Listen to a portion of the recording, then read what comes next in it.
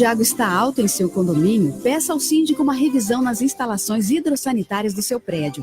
Conserte os vazamentos na sua casa. Busque instalar equipamentos de baixo consumo. Converse com seus vizinhos sobre a importância de economizar água. Em condomínios, somente despesas com pessoal são maiores que os gastos com água. Entre nessa corrente, participe. Uma campanha da Câmara dos Deputados e Agência Nacional de Águas.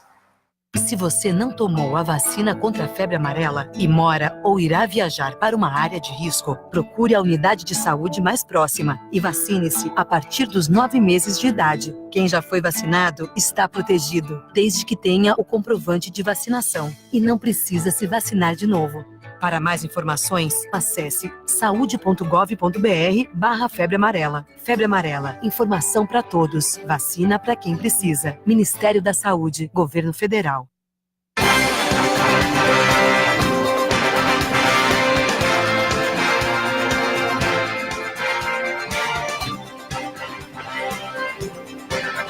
Muito bem, terceiro bloco de hoje com a presença do Major Aviador do IAV e pesquisador de geointeligência, o Major Rafael Lemos Paes.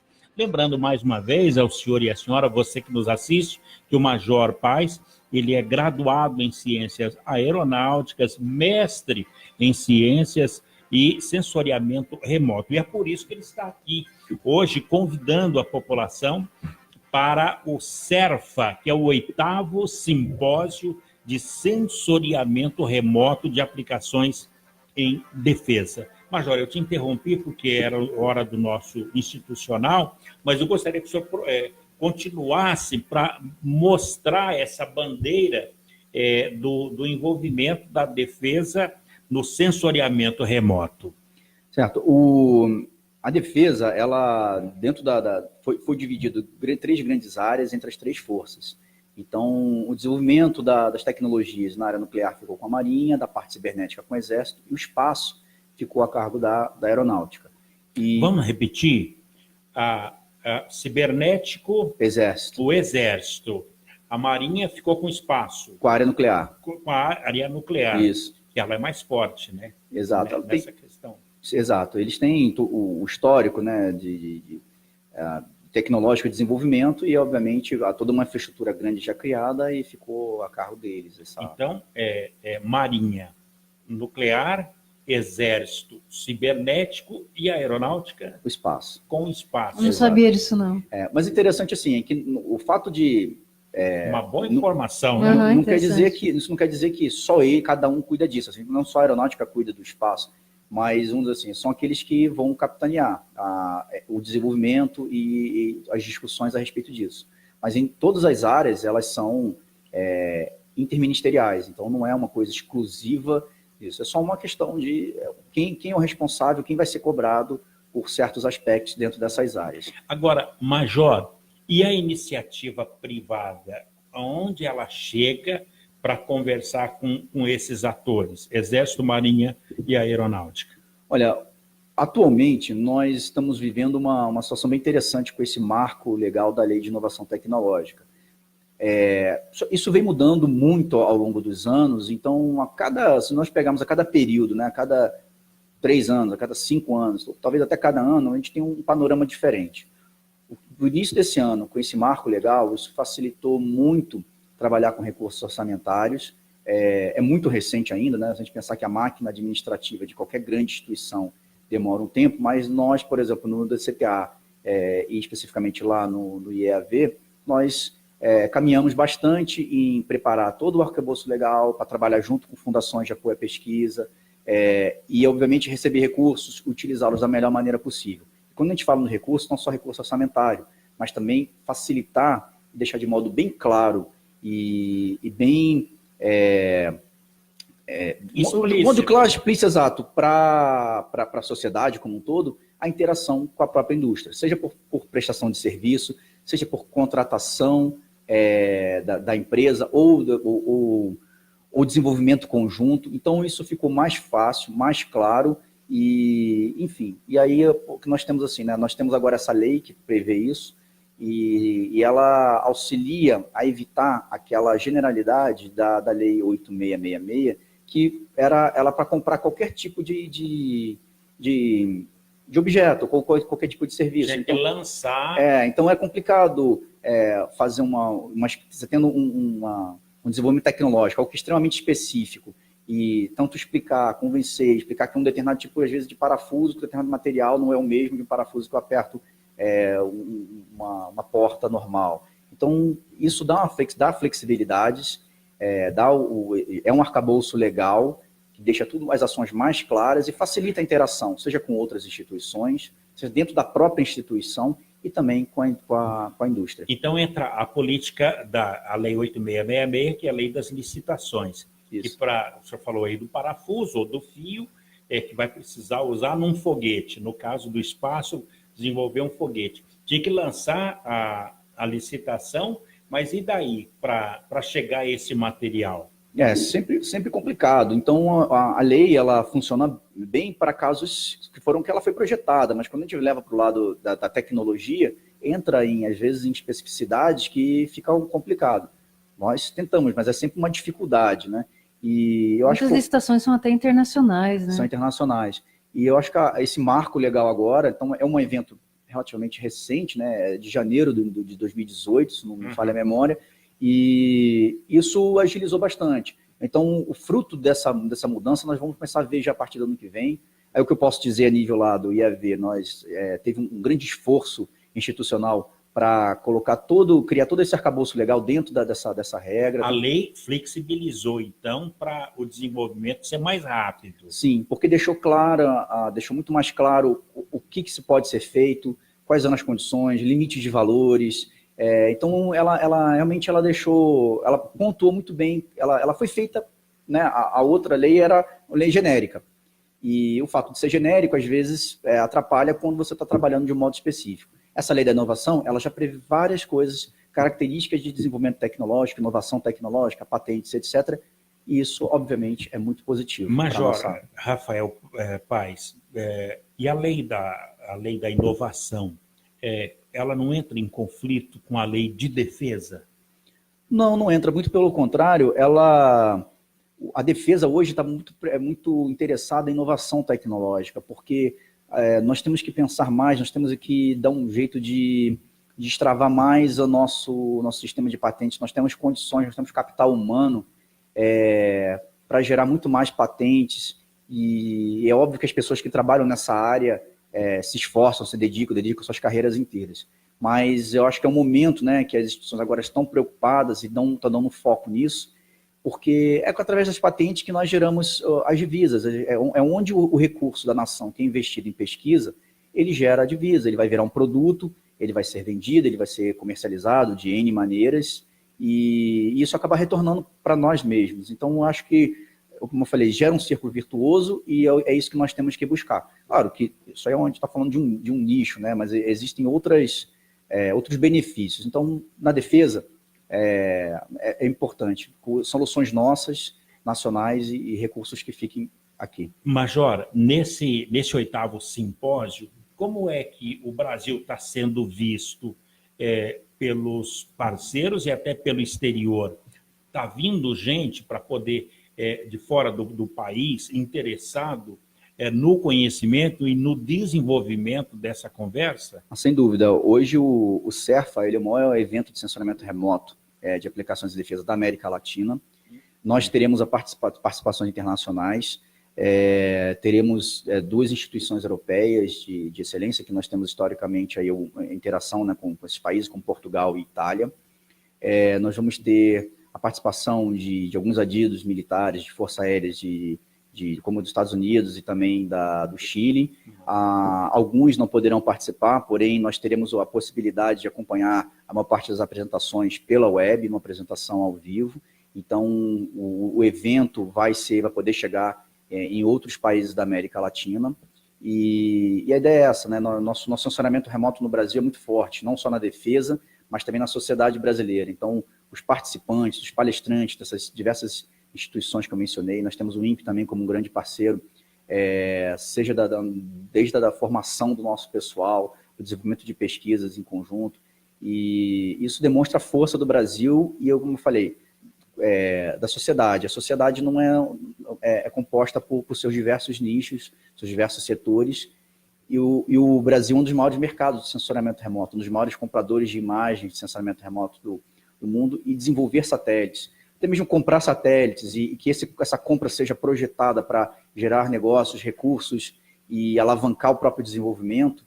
Isso tem sido pensado, isso é importante, e eu acho que isso dá uma liga muito boa. Esse evento eleva o Brasil como um potencial cibernético? Sem dúvida. O cibernético é um termo bastante amplo. Hoje, a gente pode ter um entendimento que o cibernético está ganhando um entendimento apenas daquela... Generalizado da questão de ataques, hackers e etc. Mas se nós pensarmos que o cibernético, né, se for pensar de repente na concepção da palavra, ou num pensamento menos específico em relação a essa questão de ataque de redes e de acesso, protocolo, o cibernético, você tramita alguma coisa de modo eletrônico, você tramita alguma coisa de modo computacional, com características computacionais, a gente pode estar trabalhando. Então, a gente trabalha, sim, tem um viés, sim, na área cibernética, é esse processamento dos dados, uma grande massa de dados, como que os dados são transmitidos, distribuídos. Então, tem um viés também. Como eu falei, é uma área que ela é multi e interdisciplinar, então é difícil de desconectar. Nós temos áreas tanto de matemática ligada, vai estatística,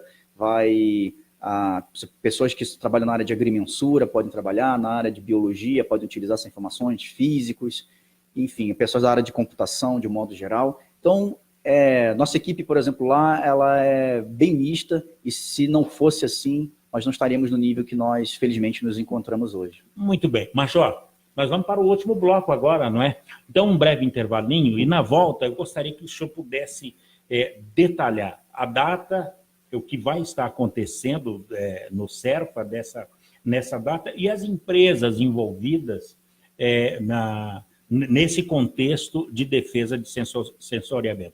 Podemos falar sobre isso? Sem dúvida nenhuma. Então, é um breve intervalinho e a gente volta já, inclusive com a participação da nossa editora de argumentos, a jornalista Shirley Marciano, a presença do major aviador do IEAV, pesquisador de geointeligência, Rafael Lemes Paes, graduado em ciências aeronáuticas, mestre em ciências e sensoriamento remoto, que acontece aqui em São José dos Campos. Um breve intervalo e a gente volta já para o último bloco de hoje.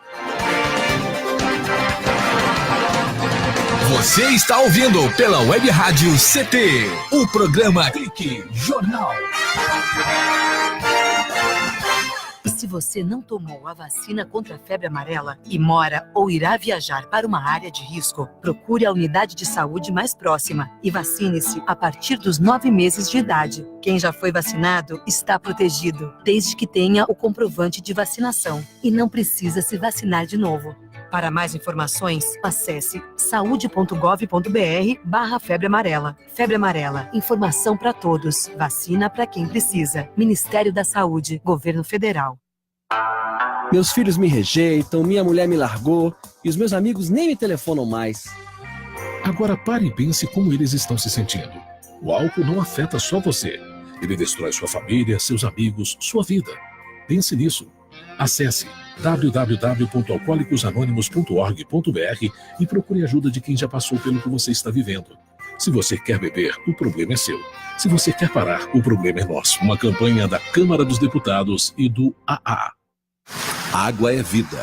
E vida não se desperdiça. Você sabia que a maior parte do gasto de água residencial acontece no banheiro? O vaso sanitário e o chuveiro costumam consumir juntos mais da metade de toda a água gasta em uma residência. Por isso, fique atento. Ao construir ou reformar, dê preferência a equipamentos de baixo consumo. O retorno desse investimento virá em poucos meses na sua conta de água. Entre nessa corrente. Uma campanha da Câmara dos Deputados e Agência Nacional de Águas.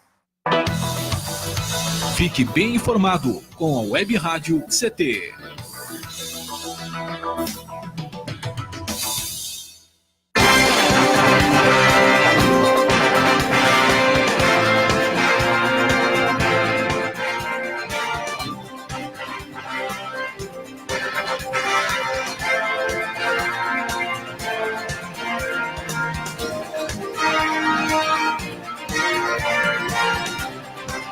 Ok, estamos de volta aqui no Clique Jornal, Jornal da Rádio CT, com a presença do Major Rafael Lemes Paes, pesquisador de geointeligência e graduado em ciências aeronáuticas. Major, o CERFA é serviço... Não é serviço. Simpósio, vamos lá. Simpósio... De sensoriamento remoto de aplicações em defesa. Agora, são umas palavras bem, não é? Agora, o IAV é o Instituto de Ensino... Não, de Estudos Avançados. Instituto de Estudos Avançados. É. E quando vai ser que vai acontecer o 8º simpósio? Ele vai ocorrer semana que vem, de 5 a 8 de novembro. E vai ser realizado lá no IAV mesmo. Tem um endereço? É dentro do CTA, não é? Não, o IAV ele fica no trevo Coronel Amarante. Na verdade, ele fica bem no iniciozinho ali da Tamoios. Então, quem vai em direção seguindo em direção ao litoral, fica um instituto à direita de quem está seguindo com essa proa do litoral. Chegar no CTA, todo mundo sabe, né? Então, o IAV fica no início da rodovia dos Tamoios. Exato. Começa do dia 5, vai até o dia 8 de novembro. Agora, Major, para se inscrever, para participar deste 8º simpósio, como? O site do evento para as inscrições é serfa.iav.cta.br. Não precisa do www, né? Então, só repetindo, é serfa.iav.cta.br. As inscrições são gratuitas, entretanto, por uma questão de espaço físico, as vagas são limitadas e já estão para se encerrar. Então, eu recomendo quem tenha o interesse que possa fazer, e aberto tanto ao público civil quanto ao militar. A sociedade, a defesa é da sociedade. Bom, Major, eu gostaria até de repetir aqui para o nosso internauta. serfa.iav.cta.br. Então, atenção. Serfa, não precisa www, não. Basta digitar na barra lá do seu computador, serfa, serfa.iav.cta.br. Quem deve se inscrever para esse simpósio? Olha, o evento, hoje, desde 2016, ele ganhou um caráter mais negocial. Então, todos são bem-vindos sempre. Portanto, hoje, o nível das discussões são... eu diria que são mais a nível, vamos dizer assim, se fosse numa universidade, para os professores da universidade, para diretores. Para os alunos, nós tínhamos um caráter bem mais técnico-científico, só que nós vimos que o simpósio de sensoriamento remoto que o INPE promove, ele faz muito melhor isso e ele tem esse destino, essa característica. Faltava no país, faltava na América Latina um simpósio que juntasse de fato as pessoas que movimentam o sensoriamento remoto na indústria, no governo, na academia, e que discutissem caminhos do que essa tecnologia, que essa área de pesquisa deve seguir. Uma troca de ideias, no caso. Uma troca de ideias. Então, ele é um evento que ele se tornou hoje muito mais para decisores, mas nós não quisemos abandonar o técnico operacional. Então, nós temos, por exemplo, no dia 5, serão os minicursos, né? Nós batizamos de workshop, mas na verdade são os minicursos, e são 4 minicursos técnicos que tem, então está na página do CERFA, quais são eles. Também eu recomendo que façam a inscrição, também já está para encerrar. Então, trabalha, por exemplo, com Big Data. Nós vamos ter um mini curso sobre Big Data, técnicas de Deep Learning, que são técnicas que utilizam redes neurais para trabalhar com uma grande quantidade de dados e gerar uma inteligência artificial sobre essa quantidade contínua de dados que são gerados hoje. Então, isso é uma das coisas que a gente vai discutir. Tá? Então, nós vamos ter, por exemplo, a participação da Polícia Federal, do IBGE, do IBAMA, todos discutindo sempre algo em relação à quantidade de dados que nós temos hoje e o que nós fazemos, com que precisão de informação nós extraímos e que velocidade nós extraímos. Nós, institutos, trabalhamos com esse tipo de tecnologia, nós vamos discutir, ver as necessidades e como que as necessidades dessas instituições se assemelham com as da defesa e como que a gente pode economizar recursos, ao invés de desenvolver coisas separadas, fazer algo único. E, no final das contas, serve para o país. Então, esse é o sentido da defesa e por isso que a gente trabalha junto. Então, para demonstrar qual é o caminho, quais são as próximas problemáticas, as próximas necessidades e os ganhos que já estamos tendo com algumas coisas. E tem uma coisa bem interessante que nós pretendemos anunciar lá. Olha, E o detalhe que com o apoio do Ministério da Defesa, estará nesse evento a Vibras, a Airbus, a Visiona, a Embraer e tantas outras empresas de tecnologia de ponta interessados neste evento. E o que vocês estavam querendo anunciar lá? Nós desenvolvemos lá no Instituto e nós vamos compartilhar isso com a sociedade, porque é um projeto que ele vai concluir-se agora, no final desse ano, é um projeto de processamento de imagens em tempo real, e foi batizado de Peter. E o projeto Peter, ele prevê processar uma quantidade grande de imagens e num tempo hábil. Nós fizemos uma aplicação que foi fazer drones voarem sozinhos. Então, hoje, nós temos condições de fazer um drone... Dá um comando, ele vai embora? Ele tem uma rota pré-definida e ele decola e ele se orienta numa determinada cena, reconhece as posições... Não tem aquela coisa do controle remoto, não? Não, inclusive ele é uma maneira de substituir o GPS, ele é muito mais... Navegar por imagens é muito mais preciso do que navegar por GPS. Ele usa as redes... Então, para se orientar? Ele utiliza apenas as imagens, né? Ele observa o solo, como um piloto faz quando voa apenas visualmente, sem olhar para os instrumentos, sem nenhum tipo de auxílio à navegação. Sensacional. Então, é georreferência, né? Ele consegue georreferenciar, ele consegue, pela posição onde ele está inicial, encontra uma nova posição que ele tem de referência e, através de princípios de informações geodésicas que a gente consegue extrair através da imagem, apesar de princípios de fotogrametria, e obviamente do próprio inteligência computacional, e nós conseguimos, né, trabalhar isso a nível, né, de modo computacional em alto desempenho, ou seja, com hardwares que trabalham rapidamente com essa informação. Então, nós vamos estar anunciando não simplesmente a finalização do projeto, mas o que nós estamos chamando hoje de tecnologia Peter, e é uma tecnologia que nasceu no IAV, na Força Aérea, mas se a Força Aérea brasileira, se é brasileiro, é da sociedade. Então, a gente vai estar anunciando essa tecnologia. Nós temos já um roadmap para essa tecnologia de próximos desenvolvimentos e já temos algumas interações com algumas outras instituições de utilizar já nuances, spin-offs dessa tecnologia. Então, depois do Tupã, que é o supercomputador do INPE, nós temos o Peter. É o nome dele? É o Peter, é o nome dele. Mas por que Peter? É porque é o acrônimo de processamento de imagens em tempo real. E ficou o nomezinho Peter, ficou simpático. Nós temos uns mascotezinhos assim, alguns alunos fizeram ao longo desses anos, alguns colaboradores, mas ficou simpático. Querendo ou não, ficou o nome, né? Ele acabou sendo muito repetido. Tudo no meio militar tem muita sigla, né? Só que essa sigla ficou bem simpática.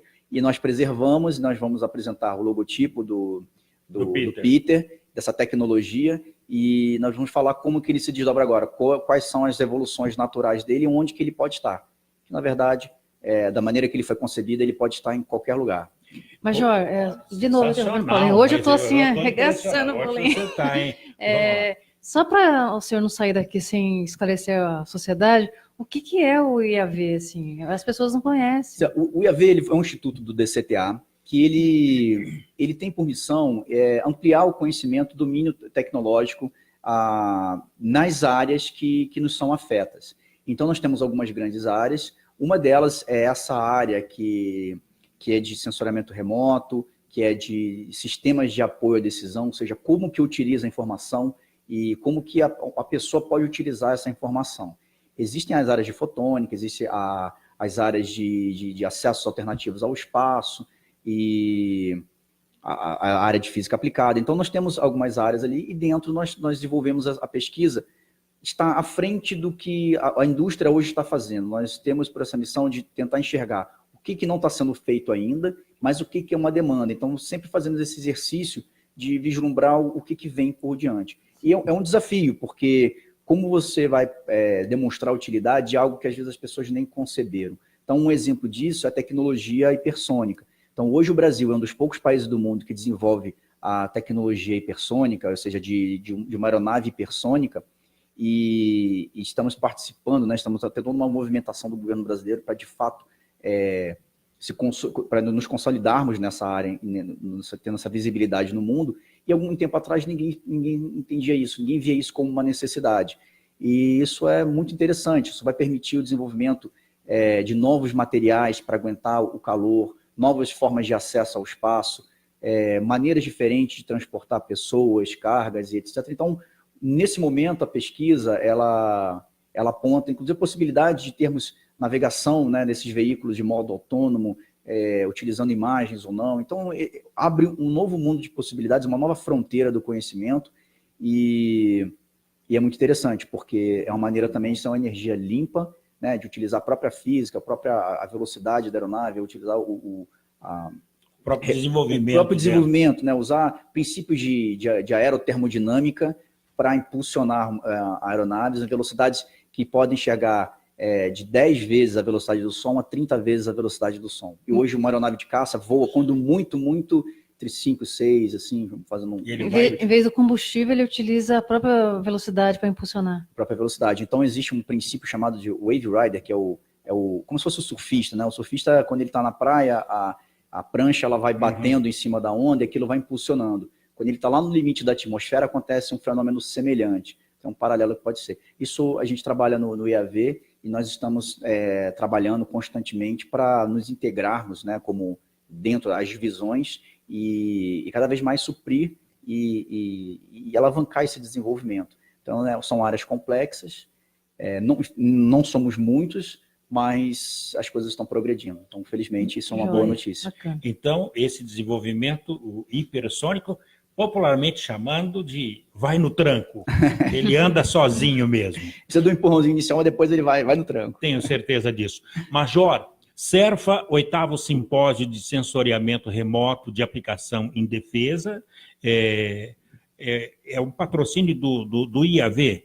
Ele é organizado, né, pelo IAV, ele tem o apoio do Ministério da Defesa, e aí nós temos aí outros apoiadores que estão nos apoiando também com a divulgação, com o Parque Tecnológico de Sorocaba, a revista Mundo Geo, que é uma revista especializada nessa área de geotecnologias. Obviamente, vocês aqui estão nos apoiando também com a divulgação do evento, e nós temos os parceiros institucionais, que são, hoje nós temos um recorde de empresas, são 16 empresas participando. Estou vendo aqui, deixa eu tentar passar para o internauta.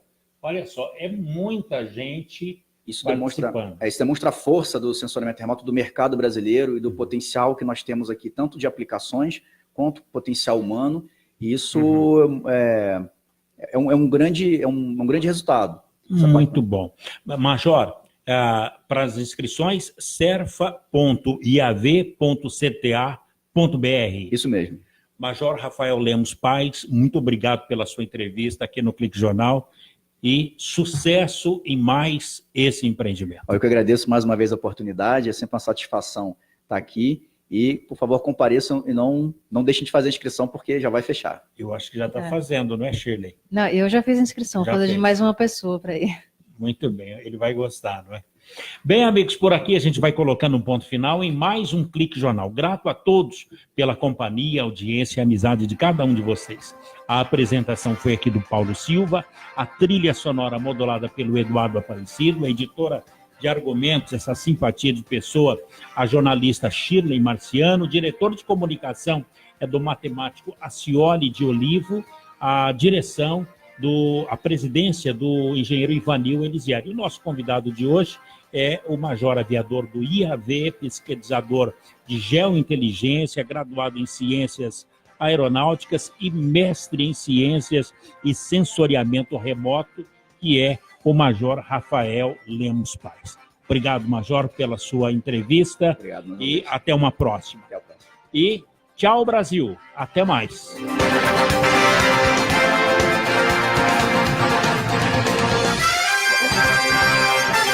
Você ouviu pela Web Rádio CT Clique Jornal. Clique Jornal.